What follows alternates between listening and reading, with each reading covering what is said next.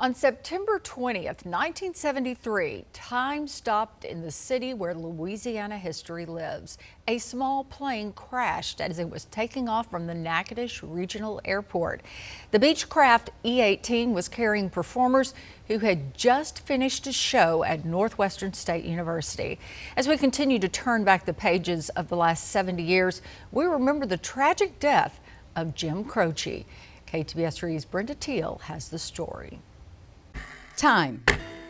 There never seems to be enough. If I could save time in a bottle. And it's impossible to know the hour of life's final second. He had started playing it as a teenager and was, starting to gig and play shows in the late 50s. With patience, practice, and persistence, a young musician's dream finally broke the barrier of time. It took him 10 years to be an overnight success. At 30 years old, a new father and a husband, Jim Croce's time had finally come. He had become his own artist, and it happened all in the moment that he wrote Time in a Bottle.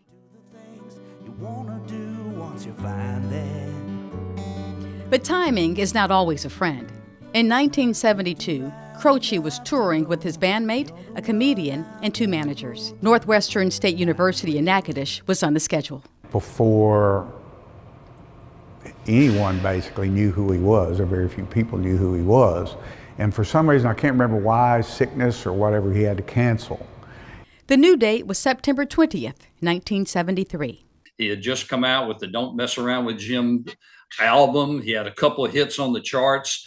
He could have commanded a lot more money at that time, but he was good to his word and came and did the show as like what was going to be the third to last show that he was doing on that tour. Natchitoches traffic, airport maintenance vehicle, clear of all runways, Natchitoches traffic. An hour after the concert, they loaded into the chartered twin-engine plane. Took off down this runway. It was dark and foggy. Didn't have enough power, didn't gain enough lift, and he flew straight into some trees. They were headed to Sherman, Texas. I mean, it completely destroyed the airplane and killed every passenger on that airplane. NSU reporter Dan McDonald was a sophomore. The director of Natchitoches Civil Defense called him the night of the crash. He had said he needed me at the airport immediately. And I was a little confused for a few minutes. Then I sort of figured out what might have happened. Me and my old beat up Chevy Vega raced to the Natchitoches airport, and all I saw was flashing lights once I got there. And I realized that pretty much what we thought was the worst case scenario had actually happened. Where I'm standing right now, there was once wreckage. This is where Jim Croce's plane went down. It looked different then because then it was covered in pecan trees. People come from all over the country to see this site.